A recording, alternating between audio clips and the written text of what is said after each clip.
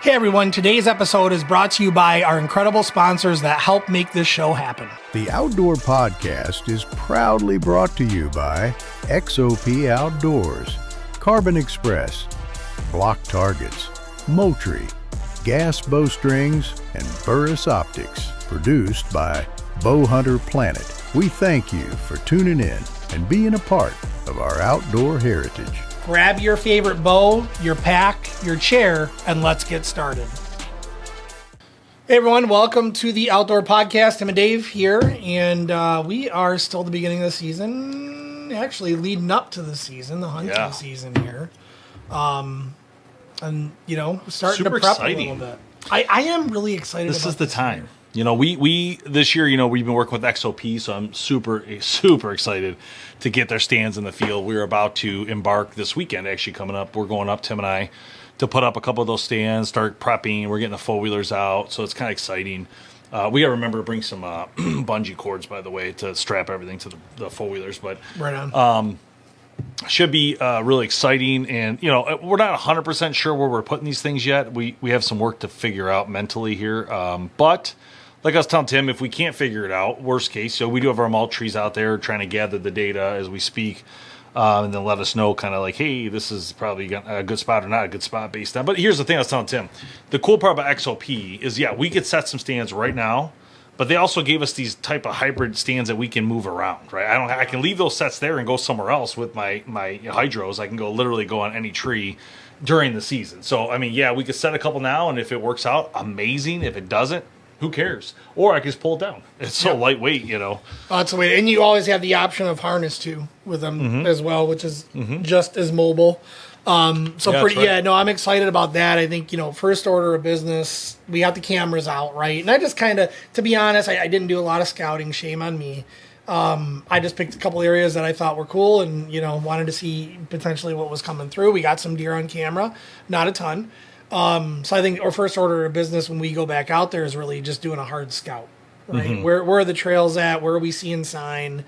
You know, picking the spots from there and kind of reorganizing a couple things. But excited to have these Moultrie cameras out again. They're so helpful, man. They tell you all the deal. Like right now I'm looking at it while we're talking. It says, you know, 6:40 p.m., big doe coming out, you know, right in this middle of this field. I mean, this area that we have it is like, you could smoke a deer all day. It's just wide open. There's nothing that's going to stop your shot. You know, there's no trees in the way. But the other thing that's funny about this is that Corey Merriman has Moultrie cameras on here too, and up in the UP we asked him to put some out. And there's always bear on here right now, man. It's hilarious. Oh, we got a deer. We got a deer on the other camera. Not on the same property, but the other property.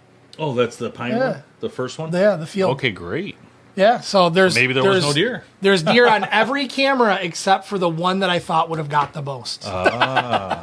Weird. So what the weird part is, so here's the thing about that camera, right? Like the camera that I thought wasn't sending pictures had the weak signals, the one that's getting the most. It, like when Moultrie, you know, on the app, they will show you how good the signal is that it's sending, and it is one bar in red, but we're getting the most pictures out of that camera. The other camera where I thought was a better spot, full signal, great battery, 0 pictures. So I did snap an on-demand this morning, and it came through. Nice. So, but if you look at it, I'll show you here, See so you can see. this bear, dude. Holy cow! Corey's got a huge bear on camera. Yeah, that's not in bad UP at all. in Michigan here. You know what the best part about it is? These cameras. GPS. Yeah, so we know where he's hunting. Got you, Corey. We're going, baby. Don't be coming to this spot. Yep, we know where he's hunting. That's hilarious. So here's it. So now that I look at it, though, the way the camera, I think it's just being blocked. Yeah, you have a lot of stuff there. Yeah. That's the issue. Yep. So I think we just got to move that, but I think it'll be a good spot. But that's where we're at right now. This point in the season is it's prep, and I started to freak out a little bit because I'm like, we got to get this rolling. We haven't been there all year. This is a new lease. Blah blah blah. And then I started thinking, I'm like, you know what? We still have a ton of time. Yeah. You know, we probably have a good 3-4 weeks to prep. We're in a position that we can make things change. So, for instance, like, you know, again, the XOP is easy to move a set, easy to add a set, no problem. Like, if we see the deer not coming when we're sitting in this area, we can move to a different area where we find them. Or, you know, the cameras are going to tell the tale eventually. Absolutely. And once the bucks start moving in, we're going to know. And the other thing is that we're now, we got rhino blinds. And so those things are like heavy duty and awesome. And like, so you can leave them out. We were talking about this conversation that they're made to be able to handle the longer temperatures. Leave them out for the whole season. Yeah, they're not like cheap like some of the other brands that we've seen for $100, right? They're not that type of blind. They're like a $200+ blind that's made to be out there a while, which is a wonderful if you're a person who's going to sit in it and you want to set it out there and not disturb it again, right? And just get it ready to rock early on. But I recommend this. This is one thing I thought about. I was going to talk to you about. Nobody talks about this, and I don't know why. I almost feel like all these blinds, doesn't matter if it's a shadow hunter, it's a rhino blind, it's whatever. It might be best to like spray around the perimeter with the home defense bug stuff, because I feel like they always get huge spiders in them and like nasty bugs. Like if it's early on enough, I don't see why it would matter. I would say don't be a wuss. Yeah, but like think of the infestations we got in those shadow hunters. That's different. Carpenter ants and stuff. So that did happen. I did spray inside, but you know what I used? I didn't use the 12-month stuff. I used the Sawyer yellow spray. Oh, okay, yeah, and that good totally idea. That's another totally good idea. wiped them out, right? Mm-hmm. So I use the same wonderful. stuff as if I would be using if I was hunting. Yeah. Right, but that worked perfectly on it. But you're right. I mean, especially with the blind, like those. Well, I'm thinking blinds. like if you did do that, then you do it now. So like if you sprayed the home defense, you're not using it anyway. You're out of there. It dries all up before you ever get there. Yeah, I guess You know I'd just be worried about scent. I don't know. No, The deer will probably get it's used ahead of to that. it. It's ahead of that. So say you do it now, and then you're done, and then it dries off. It dries. Pretty I gotta good. say, I've never done that with a ground blind. No, me either. But like now I'm thinking about it, I'm like, man, I think I messed up. I've never done that. Even if I just spray it with Sawyer, the whole thing, inside outside, because you would avoid all those nasty. Talking. Yeah, that's an even better idea. I know. Spray the whole. Yeah, spray it with the. Not. I wouldn't have done it with the home defense. I did the perimeter. Right. But with the Sawyer, I would just do the inside, outside, everything, and leave it be. Interesting. Walk away, let it dry off on its own, and you should never have a spider nest in there again, and Ticks. mice. Well, mice you're going to get probably, but I don't know. And all that. That's a good idea, though. I like that, especially for those that you're leaving out for. So we'll bring that with us so we can spray it. In fact, I should probably find out what outfit I'm wearing this weekend. Pre-spray that too. Yep. Yeah, I'm gonna bring. So I mean, we got some prep. There's a lot of just overgrowth of grass and stuff that we're gonna have to whack down. Even if we put up ground blinds, we're gonna have to clear. So our hunting is kind of it's questionable. We don't know what we're gonna see. We don't know what's gonna work. We have a couple spots. We got this spot up north in Michigan here, and then we have a spot down south here that Kevin manages that we've been kind of hunting here and there, and I have to manage it now because Kevin's out for some medical things, and it's it's like cutting the grass and using a tractor, which I've never used before, which is fun. It can be fun, but it's time consuming. Very time consuming. I'm trying to take the kids out with me because I think it's fun. Yeah. In fact, you should come with your kids. If that would be they would love that because you can use because it's like a 60-acre parcel that goes in a big loop. And so you can like ride the Massimo up and around the UTV. The kids have fun doing that. We got a bobcat. We're gonna pick up rock and dump it. It's just a lot of stuff to do. You gonna get rid of those muddy spots? That's what the rock's for. Yeah, great, but I don't know if he has idea. enough rock to do it. But we'll see. Yeah, no, that's the one big problem is during the fall time when it's so wet, trying to get back there. Oh, it's terrible there. That's why I think we might have that issue at our lease up north too. We'll probably need the 4-wheelers in the fall time to be able to get around the property. But we'll see. I have no problem messing up my Jeep at this point. Yeah. Yeah. It's now a kid's car, so I can I'm a lot less protective of it nowadays. I expect it to get into an accident almost any day. So. Yeah.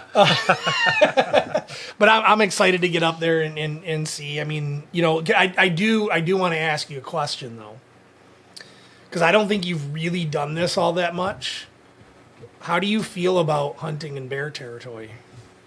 I carry a sidearm. I can care less. Okay. Yes, I didn't even think about that, but I'm glad you said Yeah. it because I will remember now to bring my sidearm even this weekend. There are some big monsters up there. And I don't go light on this, guys. I go Glock 10 mil. Yeah, I think the full magazine. The third largest bear in Michigan was shot like just 2 miles north of where that property is at. Crazy. In that area. So there are bear there. Didn't think of that. Yeah. I'm glad you brought it up though. And so what? I don't. I got to look at the rules. I'm pretty sure you can carry open carry, right? You can. Yep. Well, it's private property anyway. Yeah, right. yeah. So because I would open carry because I have a concealed carry, but I would open carry. You can open carry in the state of Michigan because I'd want to have it really quickly to be able to access it. You know, if I saw something coming at me, and the odds of a bear messing with you here are pretty slim. But like I already hunted bear in Michigan. It does happen though. It happened to me 3 years ago where I'm sitting in the ground blind, deer hunting. I'm glad you brought this up though, because I honestly totally forgot. And this bear comes out 40 yards in front of me, comes straight out, turns towards me, looks, starts walking towards me, and it gets about 15 yards in front of me. And this whole time, I'm like, this is cool, but this kind of sucks. I reach down, and I'm like, it's sitting on the counter back at the hunt lodge. Oh, geez. No protection, right? And I usually have that, and I usually keep bear spray in my bag. I've done it for years. It just sits there. No bear spray either. So I'm like, well, thankfully I had that, what's the tripod that we use for the crossbows? The 10-point one? The Death Grip. Grip, the 10-point one. That's the one that I had.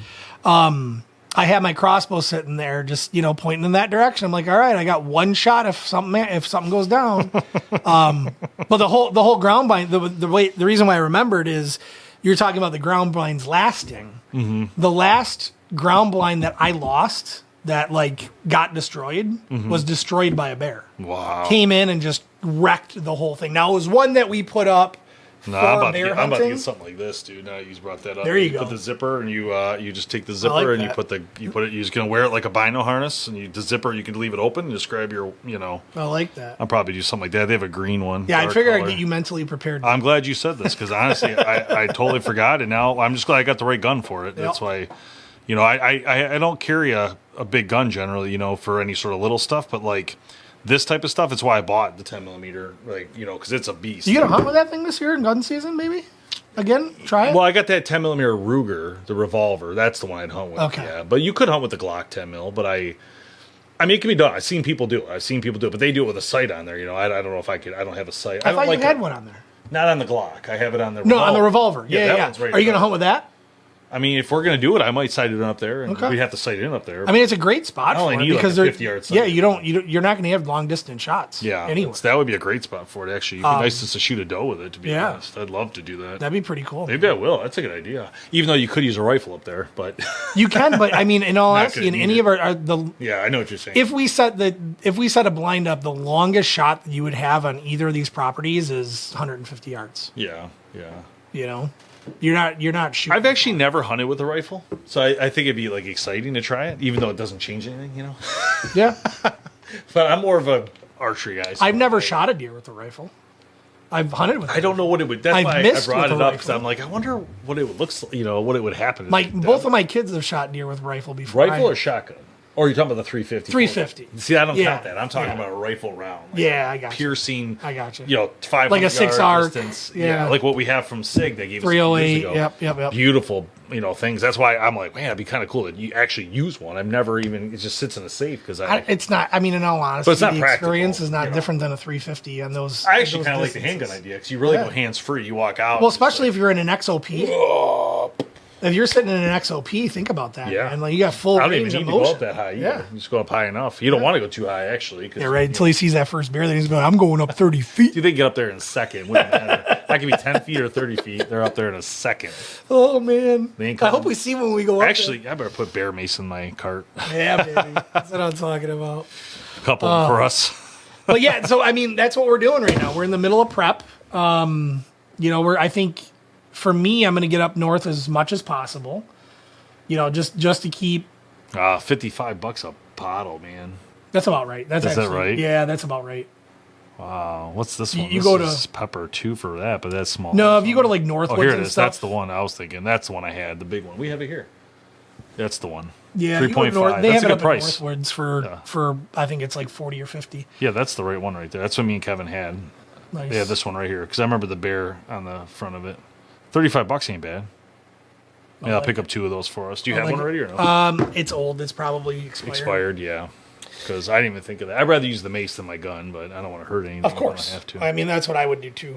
Yeah, I'm not necessarily interested in having to explain the DNR. I have to save my ass. You know what I mean? Absolutely. I'm not interested in that. It's like that's last case scenario, you know. I mean, I would just be so worried that it wouldn't matter unless you're like being half mauled to death and you get charged anyway. You know, because I think their standard of like what's life threatening would be different. I don't know. It would be different than my what's.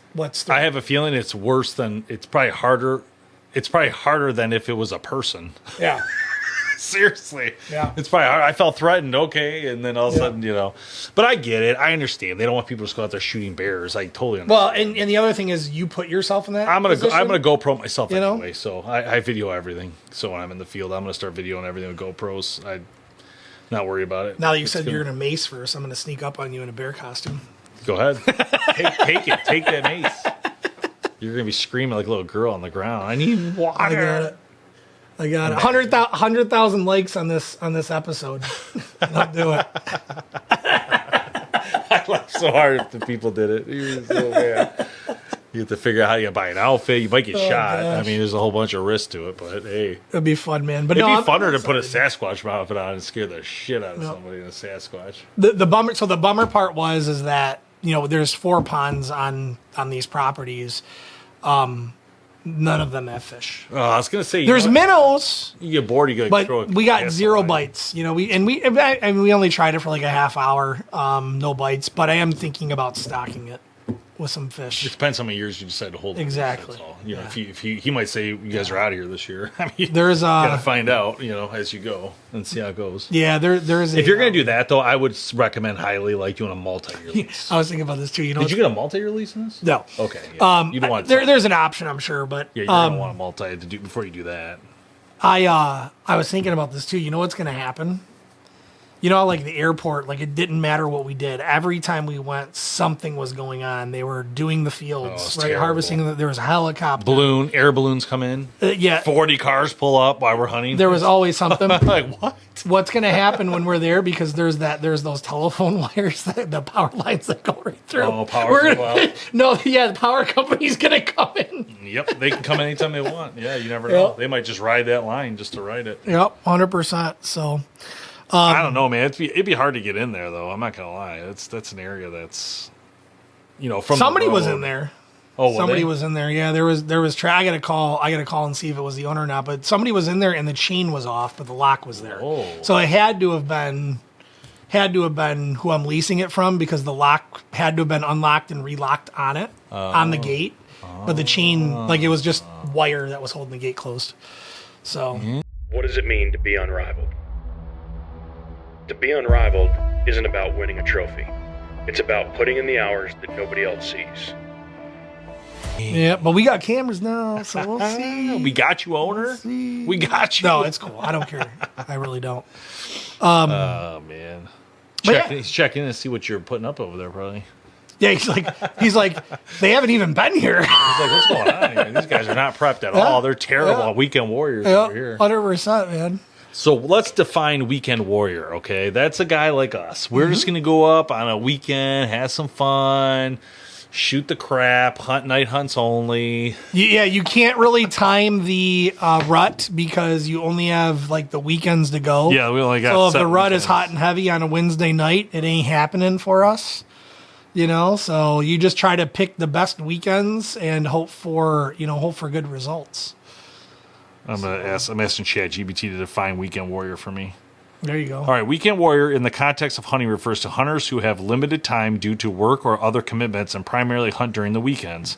They often face challenges like limited scouting opportunities, hunting pressure on weekends, and needing to maximize their hunting time. There we go. Defined. That is us.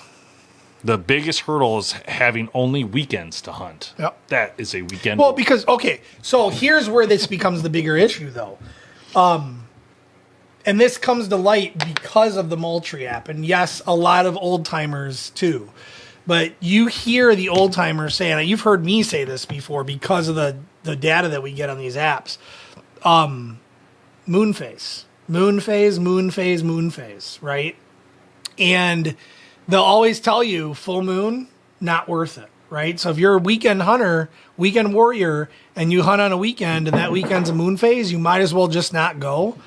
So I was looking at this data. I'll pull it up. I'll load it here in a minute. But we've had cameras out. Let's call it 20 cameras for over a year out in the state of Michigan. And 1,000% full moon sucks, hands down, period. I'll pull up the data. It is literally the moon phase. In Michigan, though, specifically in this region. It is literally, well, and let's just say northern Yeah, we have to be very Michigan. clear where the area, the demographic here, But or the geographic. to give you an idea, and I'm going to pull it up to verify the numbers. I'm going to go off of memory right now. But it was 14 photos of deer, because the app will filter for deer pictures, of deer during the full moon for a whole year. And well over 1,000, and it only goes up to 999, so it's 999 plus, both before and after a full moon. And it was, so let me just verify. I'll see if I can select all, apply, let that load. I don't know if the camera will pick it up. I'll read you the numbers regardless. Wow, look at that data. So, a ton of data. It's crazy. So there's 3. Okay, so the numbers are a little bit different. I think maybe I didn't filter for all the cameras, but it doesn't matter. The ratios are still, I don't know if you can see that.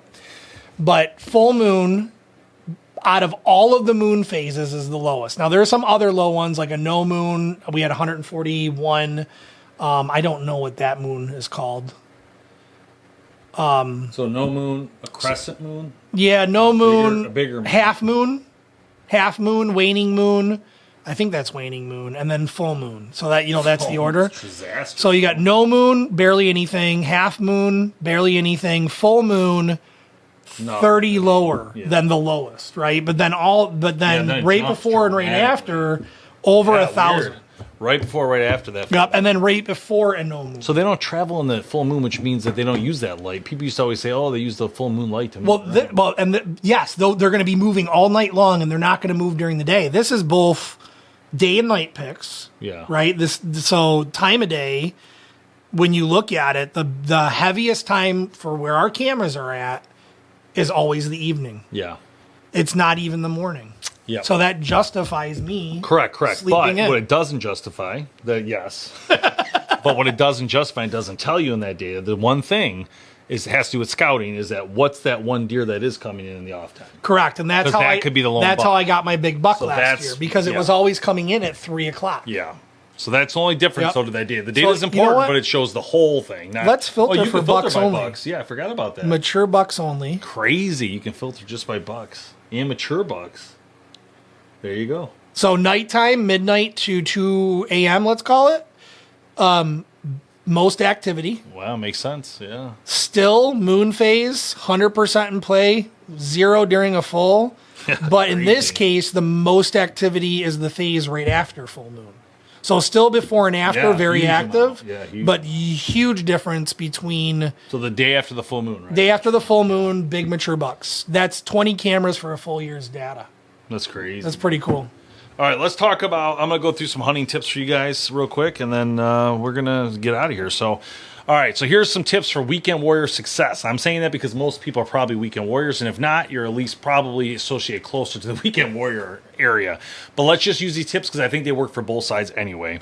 So maximize your scouting opportunities. Utilize resources like online maps, Google Earth. Take advantage of scouting days to identify potential hunting spots. Use Moultrie camera type stuff, Hunt Stand app. What's the other one? Onyx maps. Yep. The next one, strategic hunting. Deercast. Focus on hunting areas with good deer movement during the weekends, like early morning and late afternoons, near food sources and bedding areas. So try to locate those if you can, and then just set up close, see what's happening. And then the next one is very important. It's be mobile. So you need to be mobile. And they say utilize a climbing tree stand system like the XOP Revolt, the new one. You could use that. Or a saddle for quick setups as well.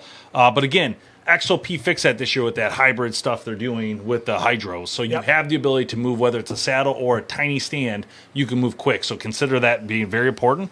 The other one says multiple hunting setups. So if you're not going to be mobile with the saddle, you can at least put a couple sticks in different areas. And the reason for that, they're saying, is you could be a bad wind. You don't want wind blowing into the bedding area and you're sitting over it. That's a bad idea. You're just going to push them out. Heaviest trail downwind. My 2 biggest tips. And this is consider different hunting strategies. Be flexible with your hunting approach and consider hunting midday bucks during the rut in thick cover. Adapt to your expectations, be realistic about your goals, and consider what success means for your limited hunting time. So, good luck getting that target buck. Good luck, guys. Because chances are it's not there when you're going. Good luck, and we want to say thank you to you guys for tuning in. This is, again, our fall season. It just kicked off here, and we're looking forward to a very successful fall season for you and for us here with the show, but also in your hunting adventures, fishing adventures, mountain biking adventures, whatever it is. We're going to cover some other topics this year as well. Tim and I have been really jumping in a little bit into like the moped segment. I have been jumping into the motorcycle segment, so I do want to cover some travel motorcycle stuff where you can go on nice adventures. How to enjoy the outdoors. Yeah, it's just basically outdoor adventure stuff. The KLR motorcycle, talk about that. My brother bought one. It's very interesting what it can do, and it can go anywhere. It's like a dual sport. But I do want to talk about those other topics this year. You're going to hear a lot about that. And I want to get back into camping because we love camping. Even though camping season is going to be over, it's still nice to talk about these people who do this longevity camping. Well, and we're starting to really talk about cold weather camping, too. Mm-hmm. Yes. Four season, baby. Yeah. 4 season. All right, we'll see you guys next time right here on the Outdoor Podcast powered by BowHunterPlanet.